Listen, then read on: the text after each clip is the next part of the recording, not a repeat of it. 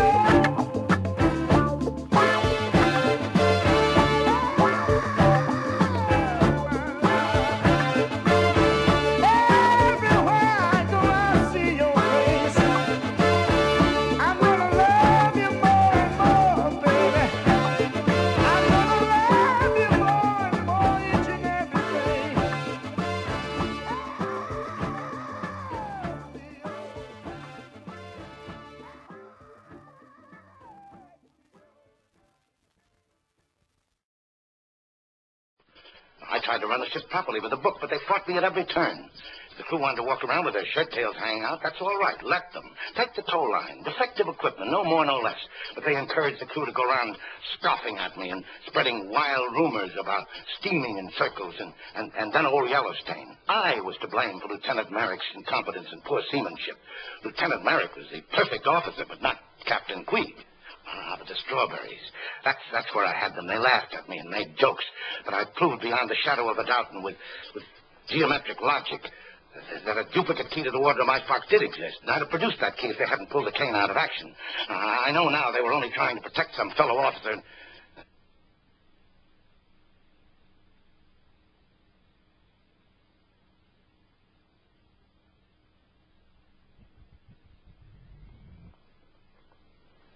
Naturally, I can only cover these things from memory. If I've left anything out, why, just ask me specific questions and I'll be glad to answer them one by one.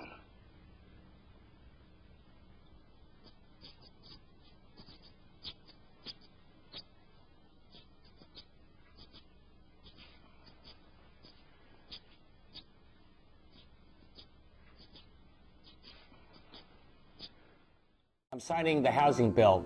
Special shout out to Jason Rojas and Bob Duff for getting this over the finish line. Personally, I want to thank the bipartisan group of first selectmen and mayors taking the lead here. We call it Towns Take the Lead. I think they appreciate more than anybody how important it is we get housing. If you believe in economic opportunity and affordability, we need more housing in those downtown areas. Let's sign the bill. Thanks for getting it done. Well, hi, Kemosabe's. It's Tony D'Angelo. It is Thanksgiving Day, Thursday, November 27th. Had to look at the bottom of the screen, 2025, out of Domini in the year of our Lord. So happy to have you here for this Thanksgiving Day edition of 30 with Tony. And so happy to our music contributors, our fans, and our friends who are enjoying the show and sharing it and enjoying it. And for those that don't like the show who are hate watching, I'm pleased to do it for you too. Maybe it makes you angrier. Maybe you'll become enlightened. I don't know, but I'm going to continue to do the show because I like doing the show. And I especially like doing the show for you. And I'm very thankful today. I'm very thankful for you guys. I know we've had some rough happenings lately. I know that not everything has happened the way that perhaps we think it would or should, but we're still there. We're still there. We're still pushing. We're still fighting. We're not quitting. We're not listening to people that are saying it's time to give up. I mean, I had that discussion yesterday with my esteemed friend and contributor, Bob Swick, who said he will never stop fighting against the corruption in Connecticut. Never. And that's the whole thing, because once we stop fighting, they win. And why should they win when they are wrong? So we fight on. We fight on with whatever we have to fight on. I'm going to show you today where I'm very thankful that we have a lot of ammunition to fight with.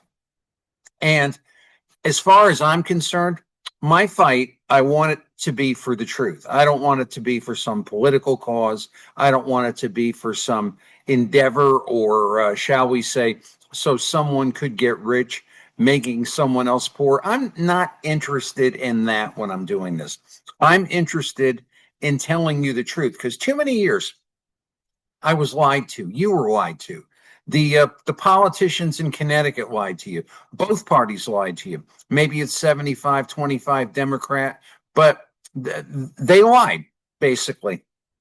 And then when challenged on the line, notice how many people who were very active in the political game, you don't know where they are today. Or they show up every once in a while like we're all supposed to kiss the ground when we see them, but we don't see them anymore. And I wonder why, because they got out when it started to get tough. And we're the people that made it tough on them, because we were the people that were hacked off at what they were doing. So it's basically, you all deserve a round of thanks. Be thankful for that.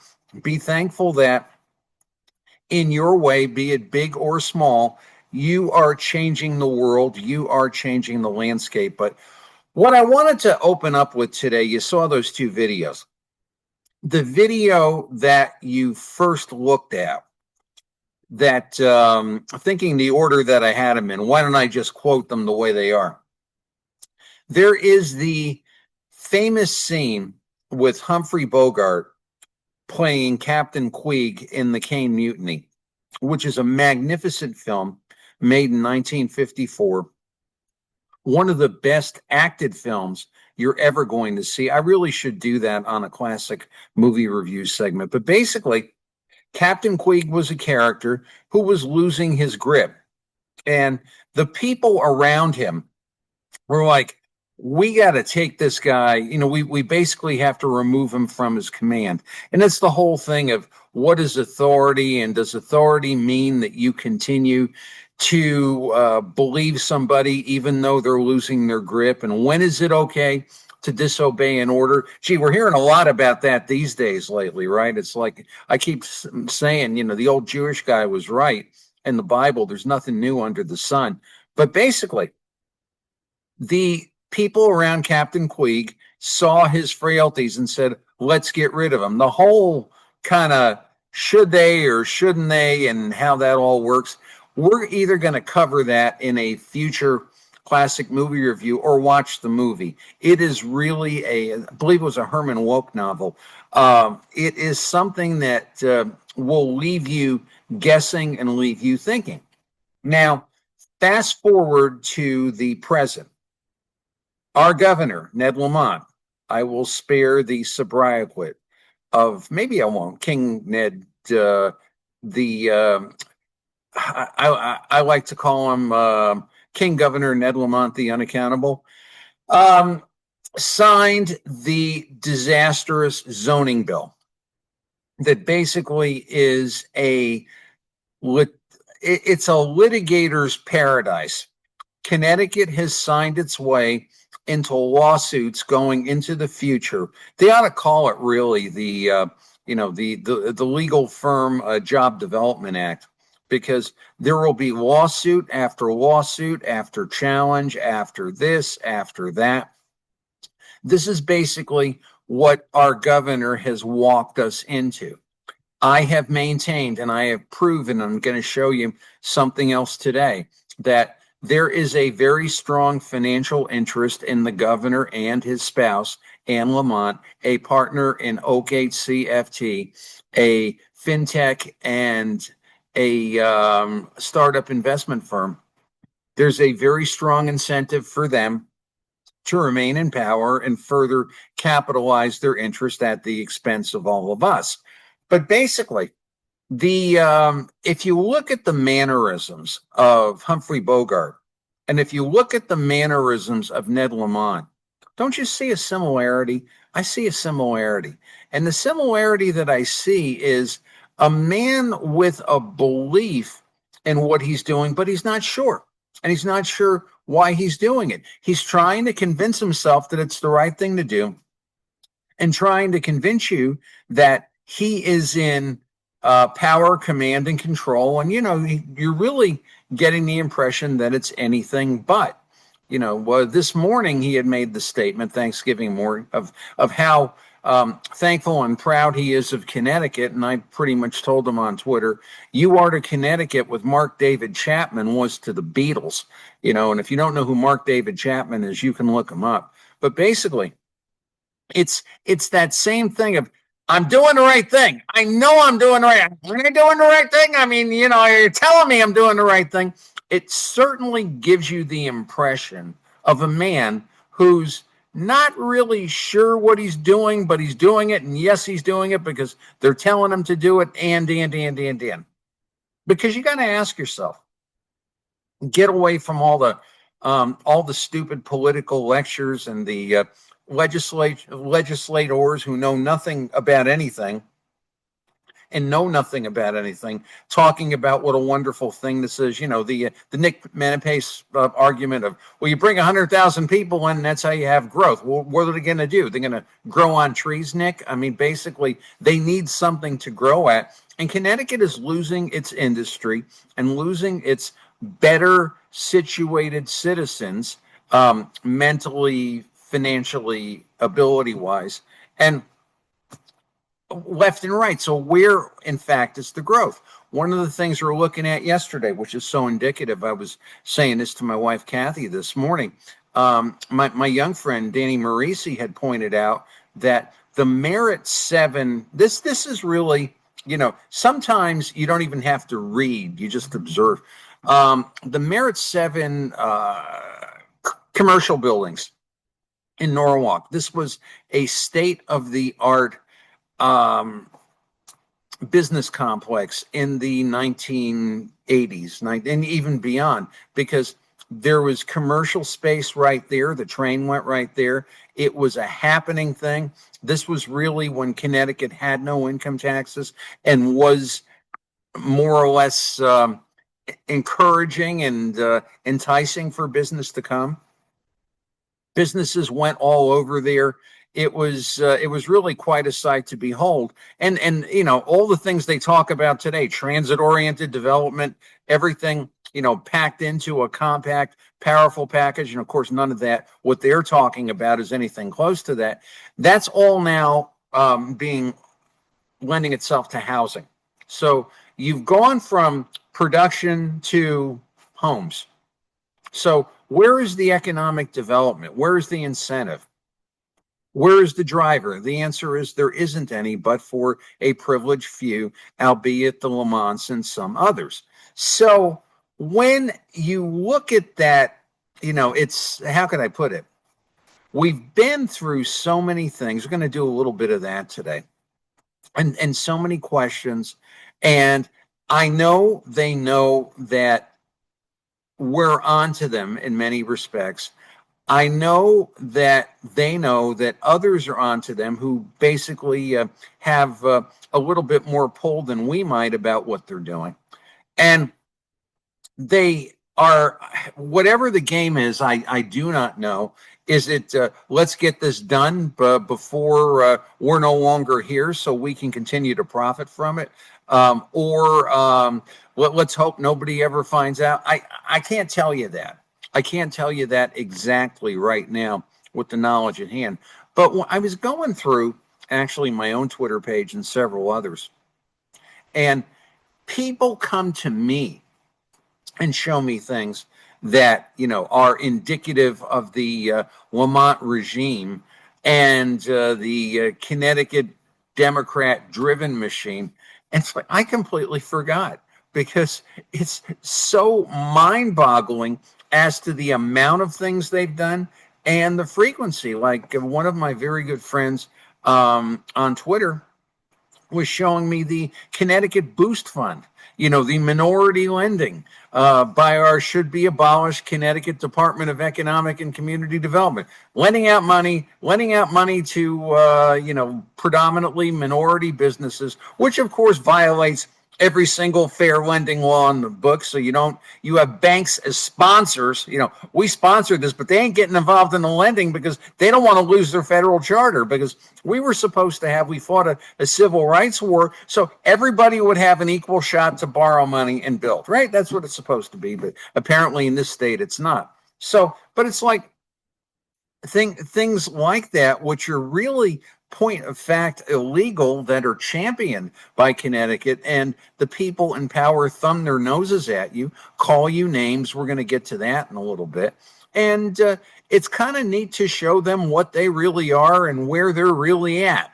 And that's really a gift that I am thankful for. So let's get into it, because there's just so much. I mean, I was struggling as to what I was going to give you today. It's been a rough week for so many of us. It's been a rough year for so many of us. But yet, as I put this together, just going to sip tea, I'm incredibly thankful. So let's hit it. I want to show you something. People talk about the good old days. and people talk about, it was a lot better then in many respects. And I agree with that to a large extent. But I am thankful today that we can do something that we couldn't do years ago. This is an interesting book. I'm going to blow this up a little bit if you don't mind. Actually, my turtleneck's getting in the way. Kathy told me to ditch the turtleneck. I kind of like it. You tell me how you feel, and I'll tell her. This is a book that was around in the early 1970s. This was kind of like if you were in junior college or junior business college or business school or something like that. This was like one of your required reading books. And it was written by a man named Nicholas Johnson. And it was called How to Talk Back to Your Television Set. Since we're around the Thanksgiving table, listen to an old guy tell you the stories as kids got their heads in phones and things like that. And are watching TV and doing whatever. The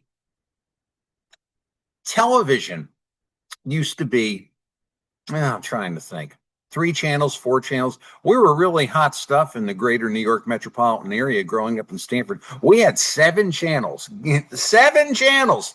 And whatever was given to you to watch was not anything that you did, not anything that you directed, not anything that you may have liked or disliked or whatever the case may be, but you pretty much had to watch what was there. And when you got frustrated with something, if like you were a little kid and I remember when they took off Lost in Space and I was angry and my 6th grade class was angry and we wrote a nasty letter to Mr. Paley at CBS saying, put that show back on. And what Mr. Paley did was he wrote us a very nice letter back and he gave us some studio passes.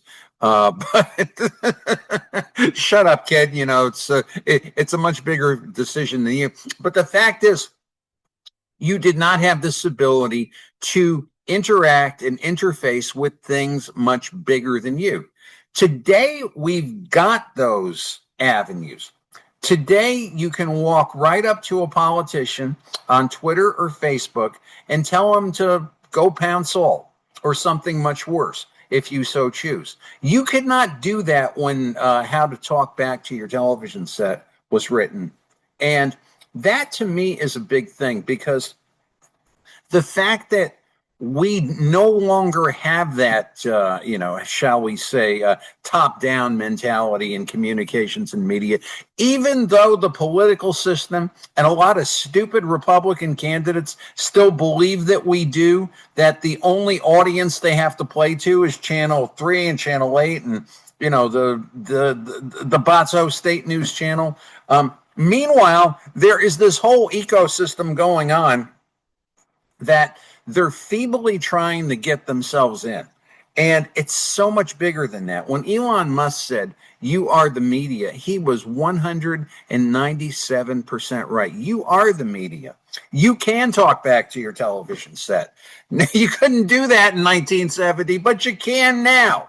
So be thankful for that, because when you suffer a defeat like the housing bill, and you see, our Captain Queeg-like governor trying to convince himself and then trying to tell you, as you're defending your home, as you're fighting the bureaucrats and the commies off your property and keeping them out of your drinking well and all this other stuff, that he's doing the right thing for the state. And in Bogart-esque terms, you got a means to fight back. And thank Elon Musk for that, because he provided that. Maybe it's not perfect, believe me. There's still some issues. There's still people getting whacked and all kinds of stuff like that. But I'm grateful for that. Because a lot of you I have met in this similar endeavor. We can talk back to our television set. Okay, let's do a little follow-up. Since we're going to be talking back to our television set, I started on Tuesday on the Lee Elsey show talking about why people are interested in multi-unit housing, or shall I say, this entire, I can't describe the monstrosity of what this all means. Like in Pomfret, Connecticut, and in Woodstock, of looking at skyscrapers and trains and things that, and I mean, where do you get the population for them? Well, obviously you have to import them. Draw your own conclusions on that, people. And it's like, who could think of what is the purpose of this? As much as our Captain Queeg-like governor wants you to think that, this is something that is good for you, shut up, sit down, and go in the corner, he's actually thinking that really, he's a television set you can't talk back to. But basically, it's what's the driver? And the driver is, it the money, honey, it the money. And the money is causing this thing to happen, because if you were the Lamonts, I suggest to you, not that I like tooting my own horn. If you want to hear my horn, you should hear my horn, but you should hear it in a symphony of horns and decide the horn you like best. But I will mildly toot my own horn on last week's show, showing you specifically the Lamont structures, the use of the nonprofit, use of the offshore corporation. Interestingly, that has a very similar ilk to a very large investment in the Yukon Foundation called the Horse Barn Hill Investment Fund. Another good friend was showing me that this week. I'm not going to say I completely forgot, but I'm like, oh yeah, wow, that's there too.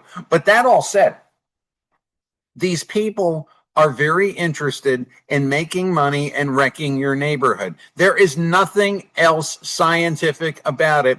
And the people that stand to profit, and we proved that to you last week, inter alia, among others, are the Lamont family. So I mentioned we're speeding along on Tuesday. Where I like this show, I mean, believe me, I adore the Lee Elsey show, but where I like this show is we can take another minute, we can show you videos, and we can reinforce what we did.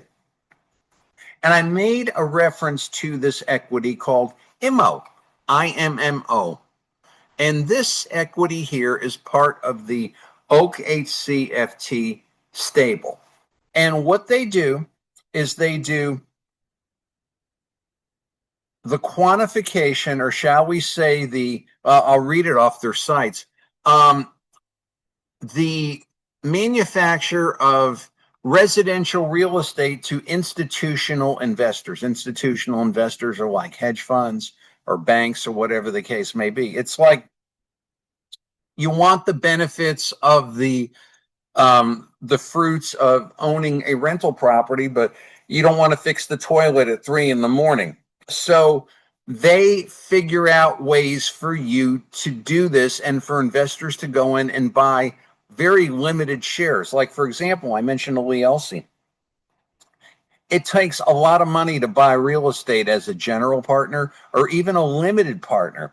But if this is something like shares of stock, the term is like securitized, you can trade it, and you can have the benefit without the burden. I mean, of course, you're going to pay for the burden. Hopefully you get some benefit out of it. But basically, this is just one more Lamont connected entity of how the Lamonts can possibly profit from multi-unit housing. See, it's not just Semaphore. It's not just Digital Currency Group. It's not just Tidal River Fund.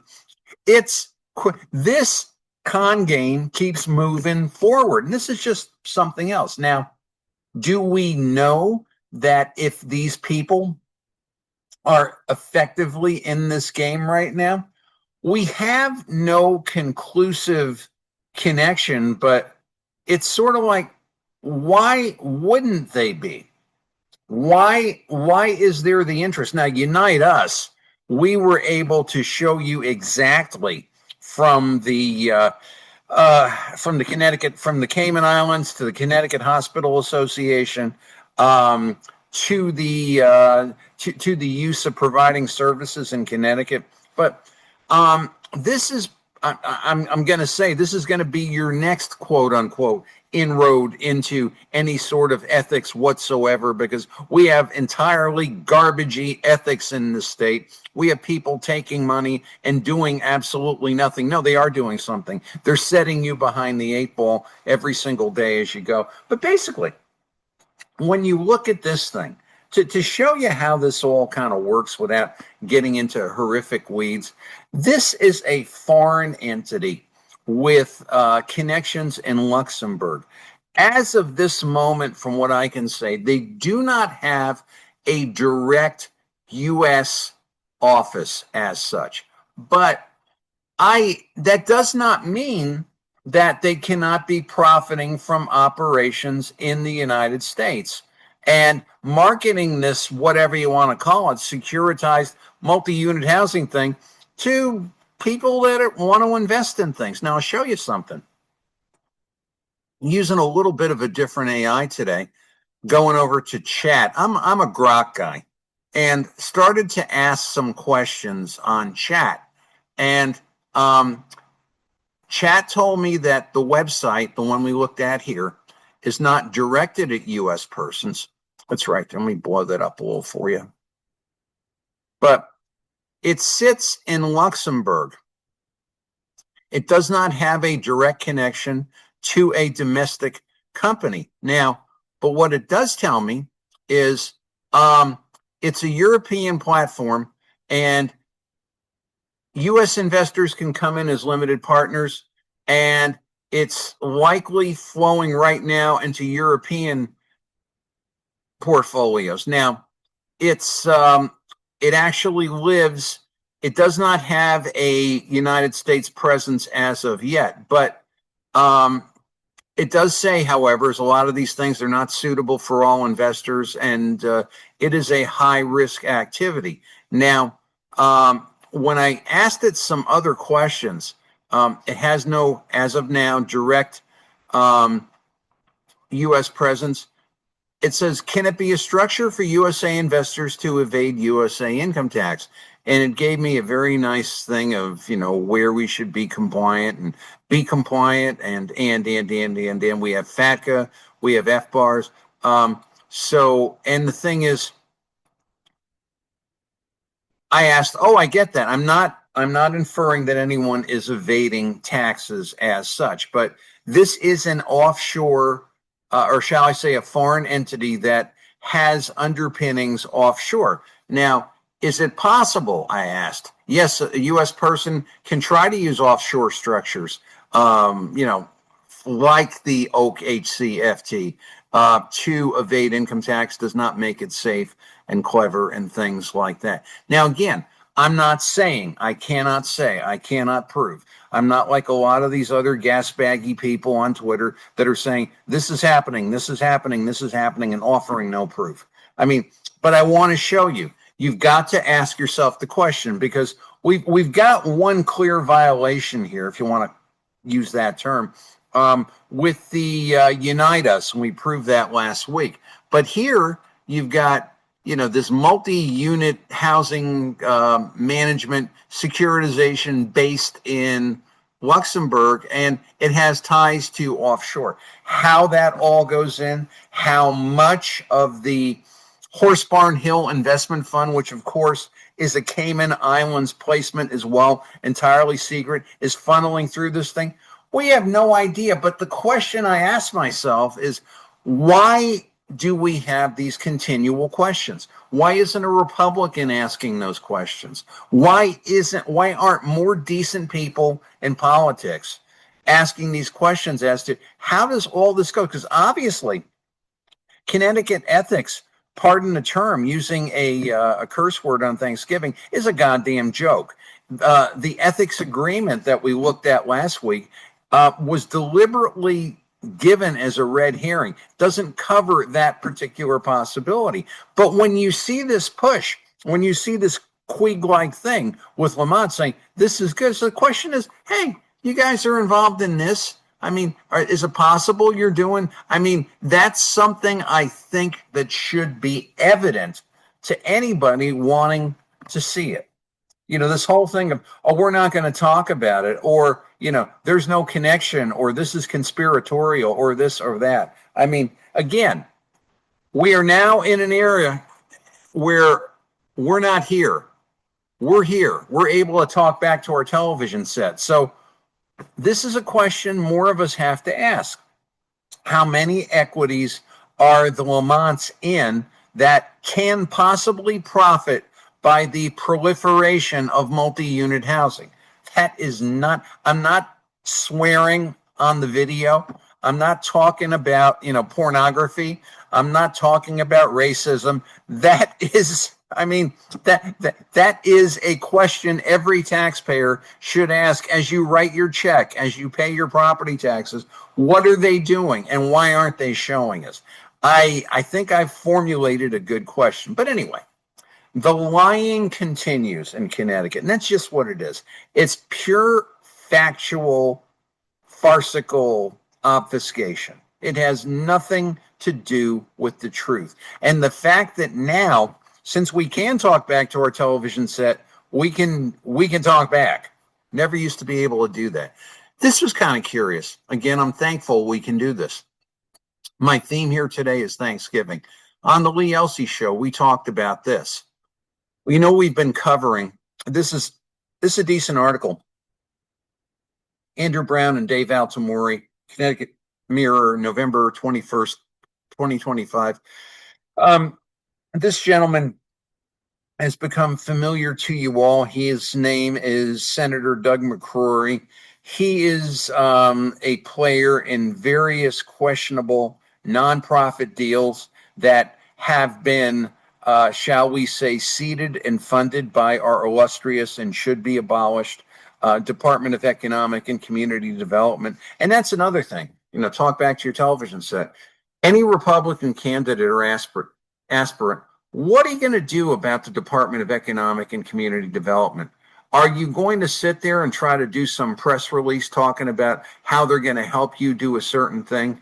Or will you finally push back against the wretched administrative state in Connecticut and say, enough is enough is enough? How many abuses, how many questions, how many things that we've looked at since the past 5 years on the Lee Elsey Show and here and on the other places I've been, in the 94.9 food chain. And what was interesting here, this always happens in Connecticut. When something horrible happens, it's like, what, I had no idea. I didn't know it was loaded. Or I could say a whole lot of worse things, but, we've got a holiday here where we're giving thanks and giving thanks to God. I'm not going to start cursing. But anyway, when the Connecticut Department of Economic and Community Development was alerted that Senator Douglas McCrory allegedly had a conflict of interest with a woman whose businesses received state grant funding, the agency staff privately discussed how to handle it.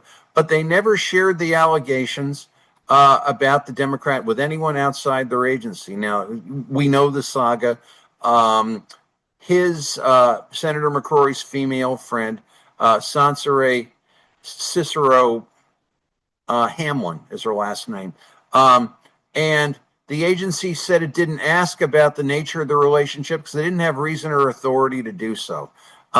This guy here, Jim Watson, says this was an unfounded rumor. Didn't happen. Did not happen.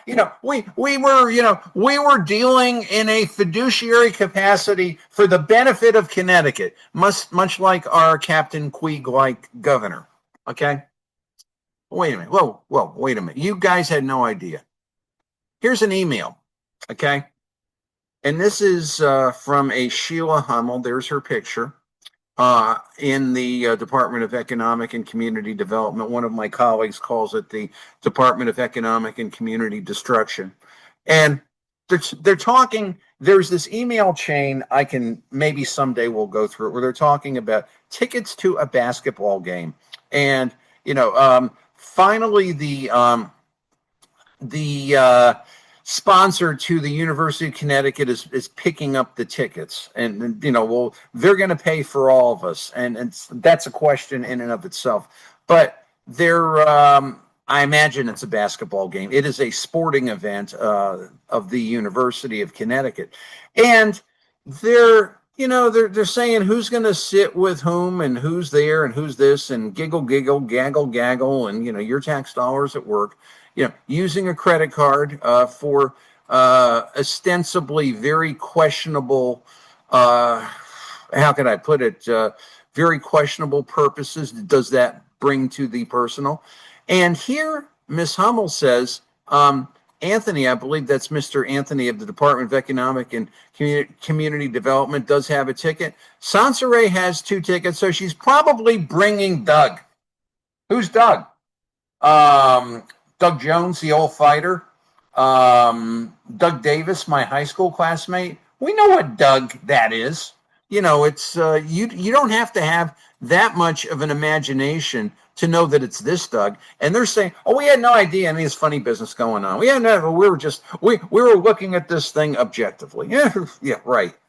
I mean, if Tony says he's bringing Kathy, he's not bringing Kathy Jones. Kathy D'Angelo would be very upset with that. But it's like, what is the whole purpose of this? And there's here they are now. Actually, she's communicating to the Deputy Commissioner and Chief Operating Officer of the Department of Economic and Community Development. And this is a very good article, and it's in good faith. And this person here, Mr. Watson, says this is an unfounded rumor, but it's assumed that he's bringing her. That's none of this went on. This is why it is important for you to look, to question, to challenge, and to be thankful for the fact that you can do that. And also be very thankful of the fact that if given the authority, and I've said this time and time again, we had a senator in Connecticut, Tony Wong, who proffered a bill in 2023 to the Connecticut State Legislature for the licensing of journalists. So, for example, if they've got somebody that's doing a good bit of lying, they're going to give it a stamp. They're going to give it a thumbs up. If I were to come out and show you something like this or something like this, they can say, well, that's unlicensed. We don't know if it's true or not. And you're a troll and you're a dog and you're all kinds of things like that. But now the thing is that if they realize it or not, we're now in an era where we can talk back to our television set. And guess what? We're talking. And I mean, I say this to anybody running for governor. Anybody would, if you're not going to deal with this, I don't hear anybody addressing it. From everybody, I don't hear anybody addressing this as far as what does, and they're certainly not addressing this. And I mean, there's more there that is concrete then we can. I can sit here and do shows for hours and pull up documents and point, and not be like a lot of other people on Twitter who just talk about things and tell good stories. You can tell a good story, but say it's a story. When you're dealing in matters of fact and matters of law, you deal in matters of fact and you deal in matters of law. Anyway, again, they want you to believe that this is, we had no idea, and they are absorbed in the fact of who's going to get tickets, and we got Sansaray, who is certainly bringing Doug. I mean, you can't say this wasn't going on and people didn't know about it. Yeah, listen, okay. If you think that's bad, it gets better. Had an interesting thing, going to blow this up. Show you the attitude of those who are quote unquote do not want, they like their cocoon in the television set. They don't want to be like, they don't like talking back out of it. They never thought they'd have to do it. I give you a gentleman. Picture, if you will, here's a man, Dan O'Keefe. He is the Grand High Exalted Mystic Ruler at the Connecticut should be abolished Department of Economic and Community Development. That organization that got involved in this, that organization that denied the fact that they didn't know, that organization that got involved in the Boost Fund and funded Semaphore and was going to give Digital Currency Group this huge cash inflow that they did give. They came out and said, "Oh, we never gave any money." But we've done enough connective things that, yeah, there was something to that. And now you've got the thing with Digital Currency Group and Yuma Asset Management. I put that up on Twitter, where my FOI has been denied by Connecticut Innovations because Yuma Asset Management has a connection to Digital Currency Group. That's in Connecticut Innovations, and I asked for all the documentation about that, and they denied me every single page. But anyway, there's a little tennis match going on Twitter this past Saturday night, and where my friend Christy had written this.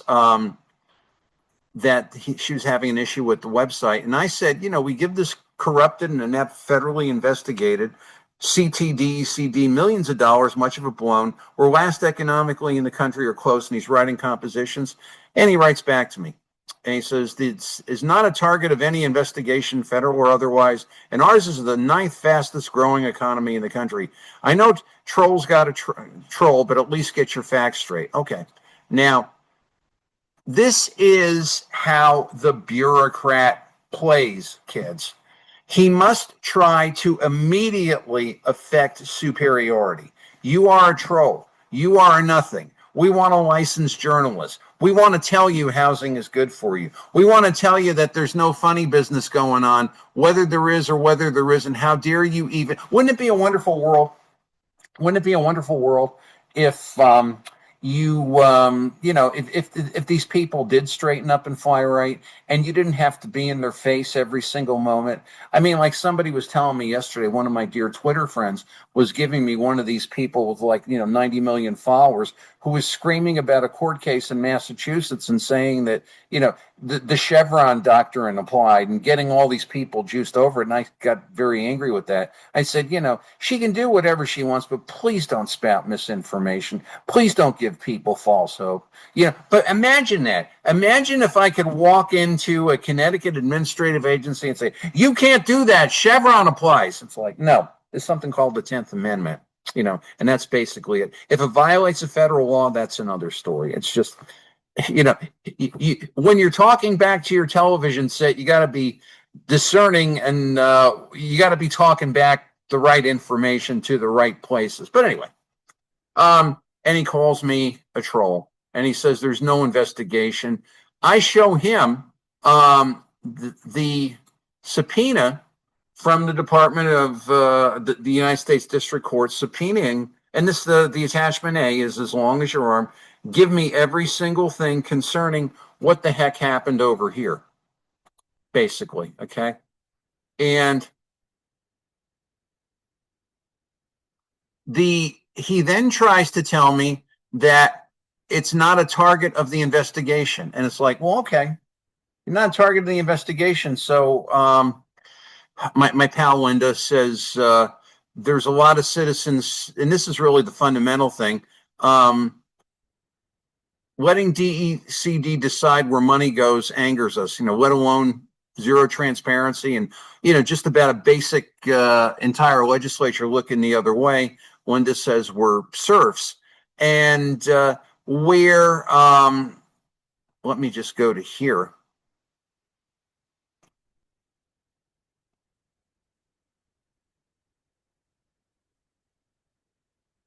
And where he's giving me that statistic, and I tell him, you're only dealing with one blip statistic. Now, this is an example, not giving myself praise, but this is an example of how to talk back to your television set, so to speak. He did not expect this. We're 48th in fiscal stability in U.S. news. We are 44th for economic outlook in rich states, poor states. And the CTD, CD is not a target in the investigation, but somehow it's the cash spigot to persons of interest in the nonprofit scandal and, being demanded for information, but you had nothing to do with it. And the feds collect information as a hobby. Information needed. And I ask him, can you make a full disclosure as to what CT Innovation is doing with DCD Digital Currency Group Schuma? How much state funding? I say to him, no point in me pressing you because you are a bureaucrat. You will keep your mouth shut. And we go on and on and on. And basically, I just want to see if I can find it here.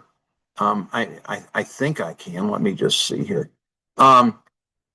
Oh, yeah, here. He said the statistic, which is a little blip statistic, is the most recent BEA release. And it's like, and I told him, and this is the thing, the bureaucrat game is to skip the points. Obfuscation is the bureaucrat's best tool. And I tell him, address how Quantum CT or the Pizza Trail is going to build an economic paradise for Connecticut. Explain where the Boost Fund stands and your workaround to avoid fair lending laws. Explain how CTDCD is not a target of the federal investigation because he said, you know, you have a legitimate question asking. So here I am, I'm asking, establish no controls for the lending. And you want to get some oldies.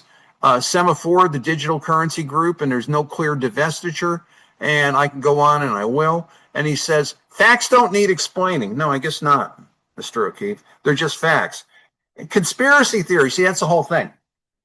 The bureaucrat, when he's confronted with a question, he yells, conspiracy! You're just, I can't explain it, which makes them conspiracy. I've already spent too much time correcting you. You have clearly no interest in engaging constructively around facts. That's... This is the liberal, sickening mind game. I am superior to you. I need not answer your questions because I know I'm a lying snake in the grass. I could say sack of, but I'll save that. It's Thanksgiving. And I say to him, typical Connecticut, you're presented with subpoenas, documents, and longstanding questions. You walk away. You don't answer the question. Your air of moral superiority is wearing quite thin. Wouldn't somebody have loved to have said that to, you know, William Paley in 1970? We can say that now, and I just did. And I do agree on one fundamental point. This is a fruitless exercise. But is it? But is it? We are showing something here.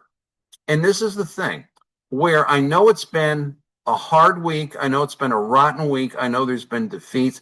We have the seeds here of something happening that could be greater than anything we've ever established if we use the information wisely to call things to account and call accountability to people who don't want to account for us. So we'll go through everything. Remember Captain Queeg Lamont. This is the right thing. This is the right thing. I'm telling you, it's the right thing. It's the right thing.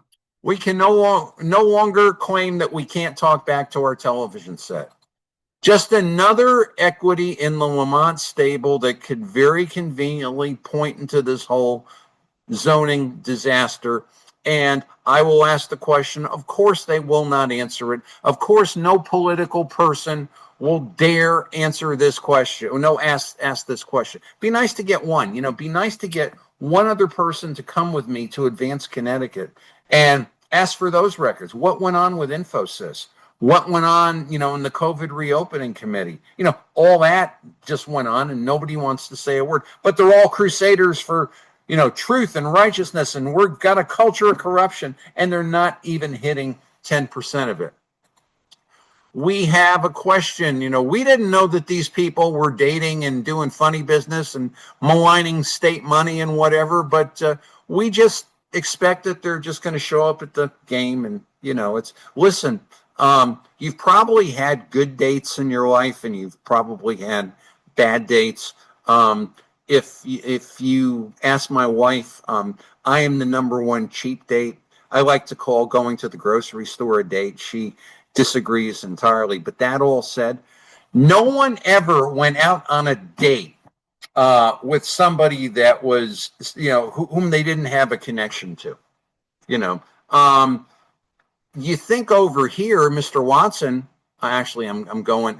These are the potential offshore connections and workarounds to foreign entities operating in the United States. I've got it on a grok. I can send, I'm sorry, a chat. I can send it to you if you're interested.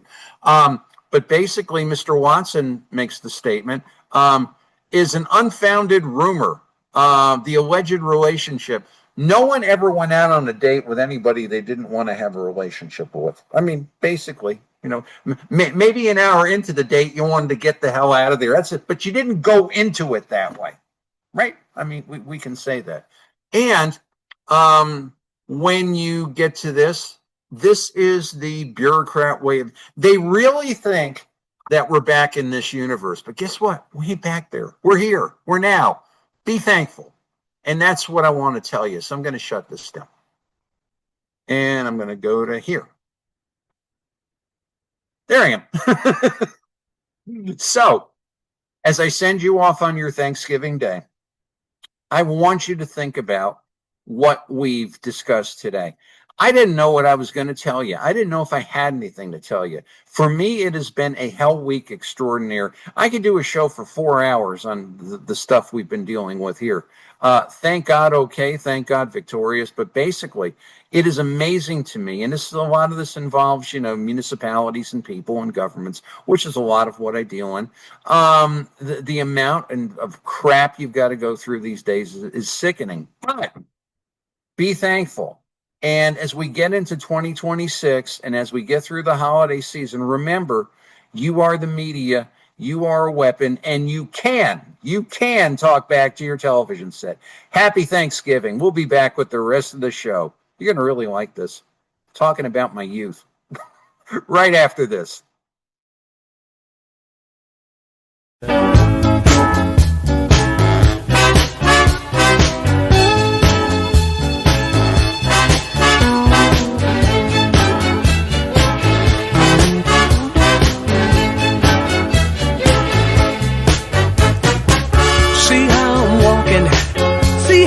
Talking, notice everything in me.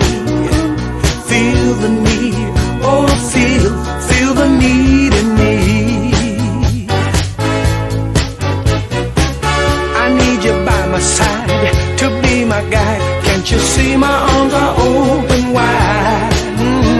Feel the need, oh, feel the need in me. Every day I need it, every day I want it. Without your sweet, sweet love, I'd rather die. I need it constantly.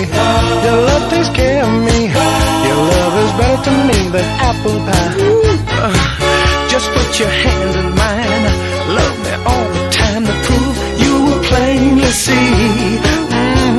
Feel the need, oh, feel the need in me.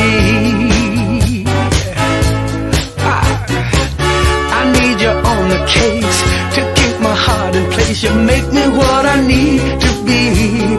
Ooh, feel the need, oh, feel the need in me.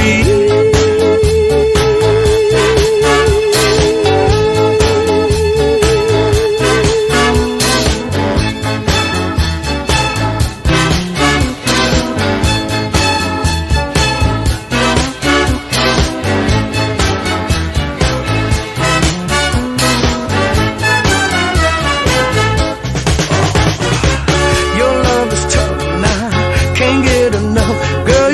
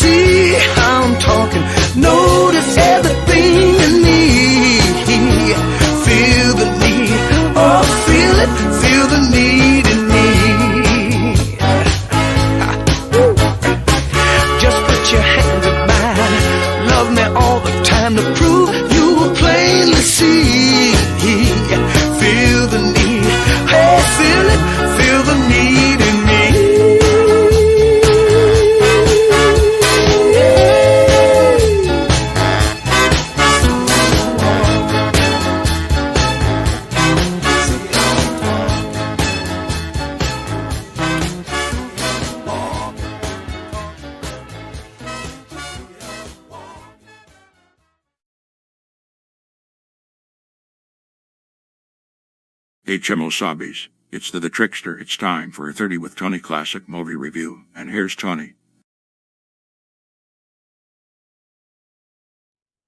Well, thanks, Kemosabe's. Thanks for staying with us. Remember, I told you in the promo that today's classic movie review would be a film with respect to my hometown of Stamford, Connecticut. And I also told you that it was not the horror at Party Beach, which, of course, when you think of movies that were made in Stamford, that always comes to mind. It always makes everybody's list of the 50 worst films ever made.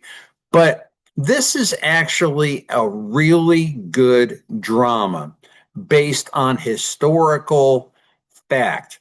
And not only that, but a lot of people in Stamford, people that grew up in Stamford, have a historical connection to this movie, some kind of way, some kind of thing.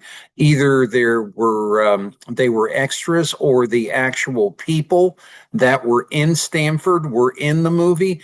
Or in my father's case, he was working on the crew filming the movie, and he actually ran the movie. And I remember one time I was watching it for the very first time, and as usual, he walked into the living room and ruined the ending for me, but I'm not going to do that for you. This really is a classic film noir, historical Connecticut piece with Connecticut roots, and probably one of the best murder mysteries that you've ever seen. One of the best of all time. Highly underrated. So let's look at the movie review. The film is Boomerang. Boomerang was made in 1947, and it's what's known as a semi-documentary. The actors are about as top shelf as you could get. Dana Andrews, a longtime leading man character actor. Lee J. Cobb, an actor who basically was kind of played the tough guy. In this movie, he plays a somewhat corrupt detective. Carl Malden, if you're old enough to remember The Streets of San Francisco and American Express, Don't Leave Home Without It. The actor of Slovak Underpinnings with the crooked nose.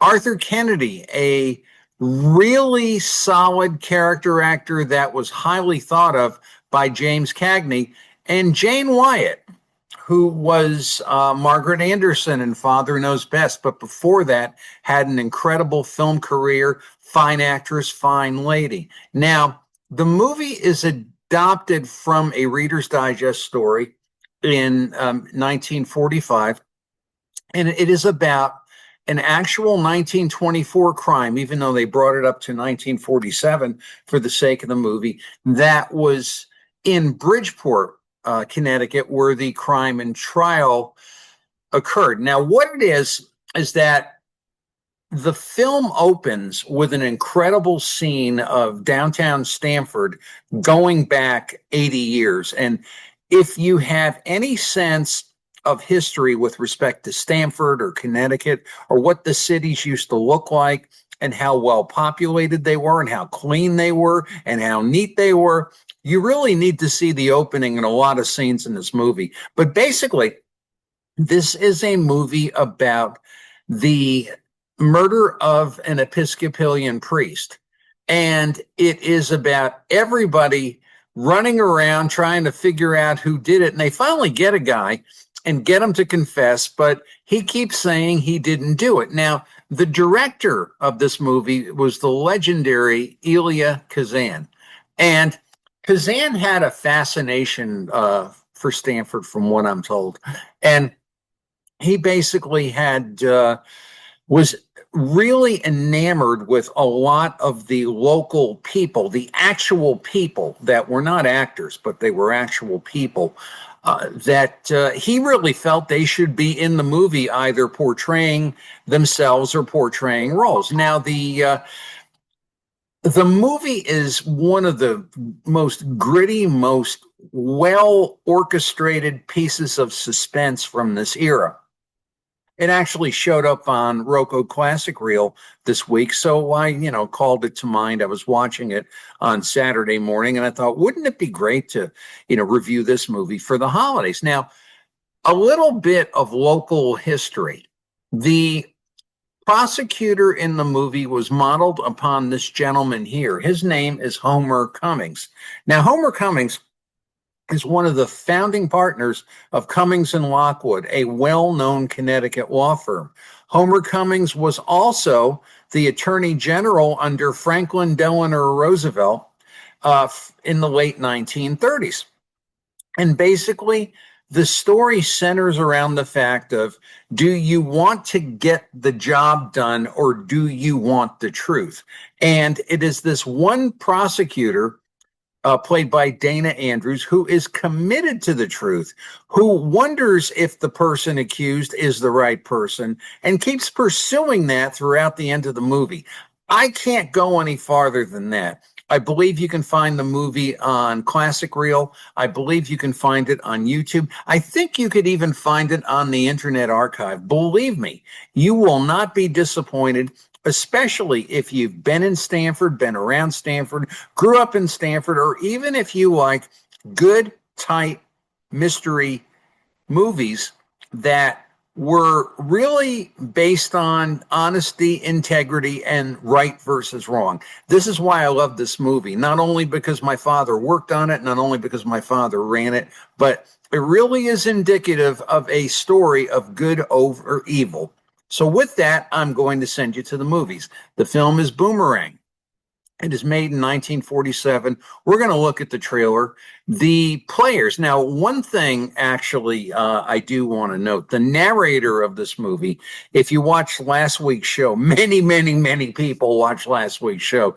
The actor playing Captain Braddock in the opening of the Racket Squad clip I showed was Reed Hadley. A couple people said, boy, he had a marvelous voice. Yes, he did a lot of voiceover work in radio and in movies. And he actually is the voiceover actor narrating this movie. You don't see him, but you hear his stentorian tones.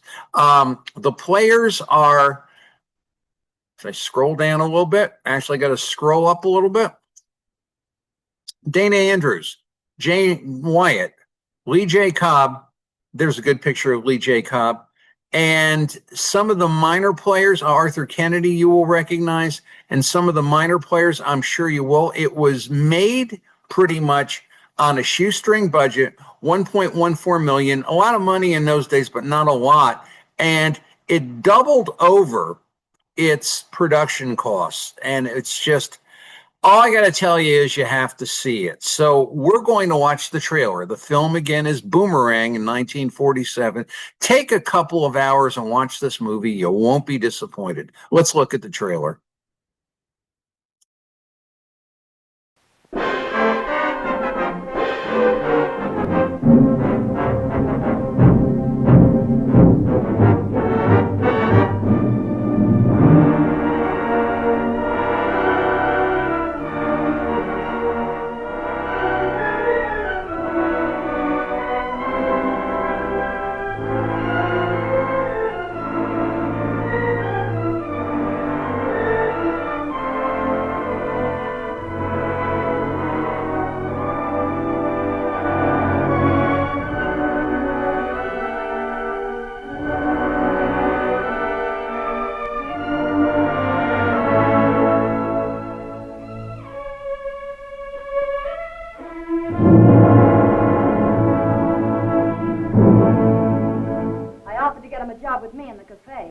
I didn't get out of the Army to start crow diving in a crummy cafe. Crummy! Ask him how crummy it was. Ask him about all the free meals he had in there. Yeah, I'm glad to get him, too. Till he got the wrinkles out of his stomach. Then he thinks he can brush me off. Get her out of here! Get her out of That'll be all, miss.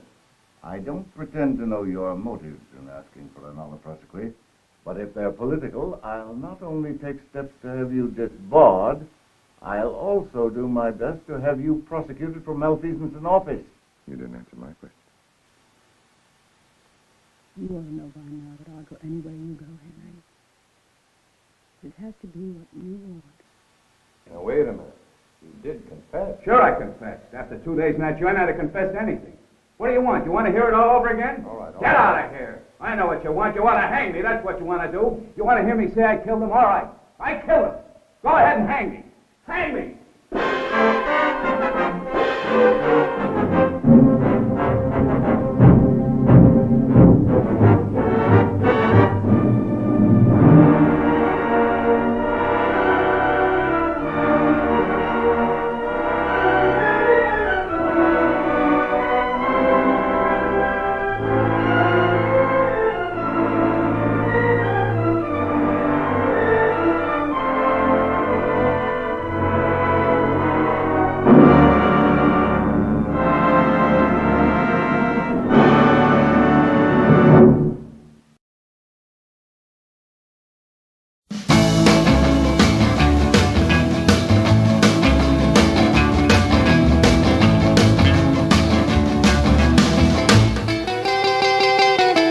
Well, come on, let's go, let's go, let's go, little darling.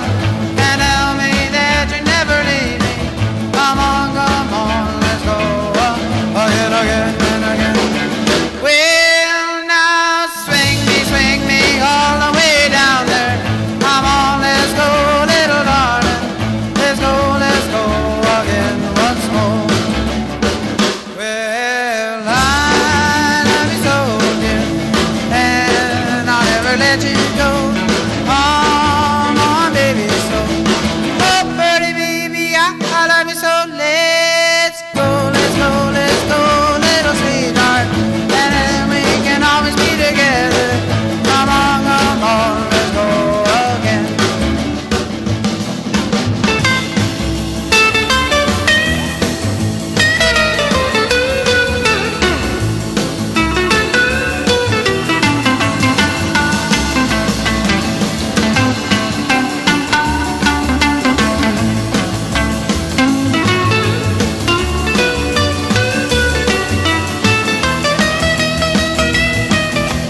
I love you so, dear, and I'll never let you go. Come on, baby, so. Oh, pretty baby, I love you so. Let's go, little darling. Where we belong, dear. Come on, let's go again, again, and again, and again, again, again, and again, and again, again, again, and again, and again.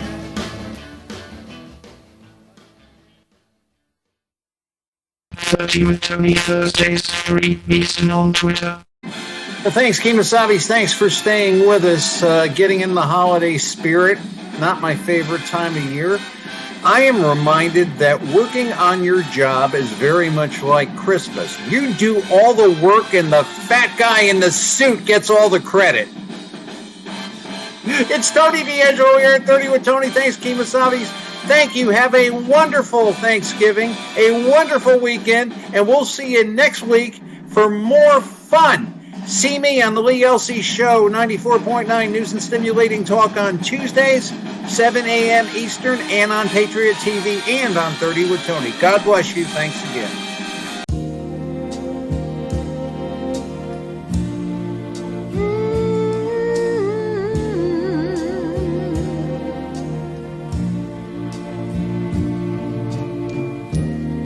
To make you laugh, I'd play the fool for you. Although the people turn and stare, I'd give my everything to keep you, boy. Oh, it breaks my heart when you're not there. I'll stage a ballet on a tabletop. Command performance, finger size. Though I ain't got no tune, my show won't flop. 'Cause I'll find the music in your eyes. Oh me, oh my, I'm a fool for you, baby. Oh me, oh my, when I'm crazy, said I'm crazy. Oh me, oh my, I'm a fool for